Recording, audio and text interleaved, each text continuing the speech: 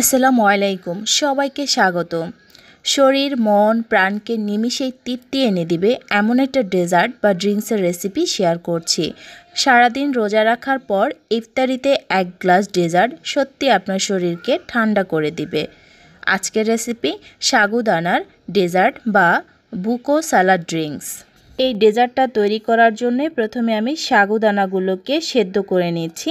এজন্য একটা পাত্রে 4 কাপ পানি দিয়েছি, তার ভিতরে 1/3 কাপ সাগুদানা দিয়ে দিচ্ছি। সাগুদানাগুলোকে আমি 5 মিনিটের জন্য নর্মাল তাপমাত্রায় ভিজিয়ে রেখেছি। তারপর এই গরম পানির ভিতরে দিয়ে 5-6 মিনিটের মতো ফুটিয়ে নিচ্ছি। যখন দেখবেন সাগুদানাগুলো একেবারে স্বচ্ছ হয়ে গিয়েছে, তখন চুলা থেকে নামিয়ে নর্মাল তাপমাত্রার পানি দিয়ে 2-3 বার ধুয়ে নিব। এরপর কিছুটা নর্মাল তাপমাত্রার পানি দিয়ে সাগুগুলোকে একটা বাটিতে রেখে দিব।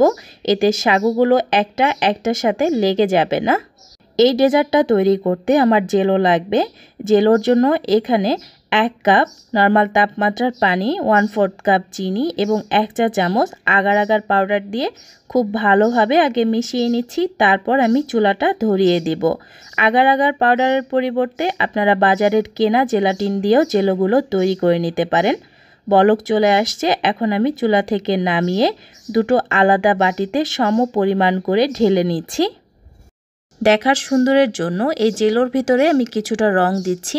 প্রথম বাটিতে দিয়ে দিচ্ছি রেড ফুড কালার 1/4 চা চামচ, স্ট্রবেরি এসেন্স দিয়ে দিচ্ছি 1/4 চা চামচ। দ্বিতীয় বাটিতে দিয়ে দিচ্ছি ইয়েলো বা অরেঞ্জ ফুড কালার দিয়ে দিচ্ছি 1/4 চা চামচ, অরেঞ্জ এসেন্স দিয়ে দিচ্ছি 1/4 চা চামচ। আপনাদের কাছে যদি এই দুটো এসেন্স না থাকে, যদি ভ্যানিলা এসেন্স থাকে, সেক্ষেত্রে দুটোটার ভিতরে ভ্যানিলা এসেন্সও দিয়ে দিতে পারেন। এখন খুব ভালোভাবে মিশিয়ে এটাকে এক সাইডে রেখে দিচ্ছি, এতে জেলোটা সেট হয়ে যাবে। অন্য হাঁড়িতে আমি মালাই বা ঘন দুধটা তৈরি করে নিচ্ছি। এখানে আমি 1 কাপ মালাই নিয়ে নিয়েছি। 2 কাপ দুধকে টানিয়ে আমি 1 কাপ করে নিয়েছি। সেই 1 কাপের ভিতরে দিয়ে দিচ্ছি 1/2 চা চামচ ভ্যানিলা পাউডার, 2 টেবিল চামচ পাউডার দুধ, 1/4 কাপ চিনি। সব কিছু একত্রে ভালোভাবে মিশিয়ে আমি চুলাটা ধরিয়ে দিচ্ছি। এরপর একবার খুব ভালোভাবে বলক উঠিয়ে নিব।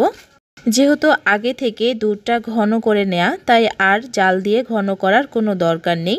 বলক ওঠার সাথে সাথেই এই মালাইটাকে আমি নামিয়ে ঠান্ডা করে নিব। এদিকে আমার জেলোগুলো সেট হয়ে গিয়েছে। এখন আমি এগুলোকে ছোট ছোট টুকরা করে কেটে নিয়েছি। একটু কাছ থেকে দেখিয়ে দিচ্ছি, এতটুকু সাইজ করে আমি কেটে নিয়েছি। আমি এখানে দুটো রং করেছি, আপনারা চাইলে যে কোনো রঙই এখানে করে নিতে পারেন। এই ডেজার্টটার প্রধান দ্বিতীয় উপকরণ হচ্ছে ডাব। ডাবটাকে কেটে আমি পানিটাকে অন্য একটা বাটিতে নিয়ে নিয়েছি, আর ডাবের ভেতরে যে কচি নারকেল রয়েছে সেটাকে আমি কেটে নিচ্ছি। আপনারা চামচ দিয়ে তুলে তারপরে ছোট ছোট করে ছুরি দিয়েও কেটেও নিতে পারেন। সব উপকরণ রেডি। এখন আমি ডেজার্টটা তৈরিতে চলে যাচ্ছি। এর ভিতরে আমি সাগুদানাগুলো নিয়ে নিচ্ছি 1/2 কাপ নারকেল। এর ভিতরে জেলো দিয়ে দিচ্ছি। জেলো নারকেল আপনারা আপনাদের পছন্দ মতো কম বা বেশি দিতে পারেন। এখন দিয়ে দিচ্ছি 1.5 কাপ ডাবের পানি, দিয়ে দিচ্ছি একটা পাকা কলা। কলাটাকে ছোট ছোট টুকরা করে নিয়েছি। এরপর ঠান্ডা মালাইটা এর ভিতরে দিয়ে ভালোভাবে নেড়ে মিশিয়ে নিচ্ছি। দিয়ে দিচ্ছি 2 থেকে 3 ফোঁটা রেড ফুড কালার।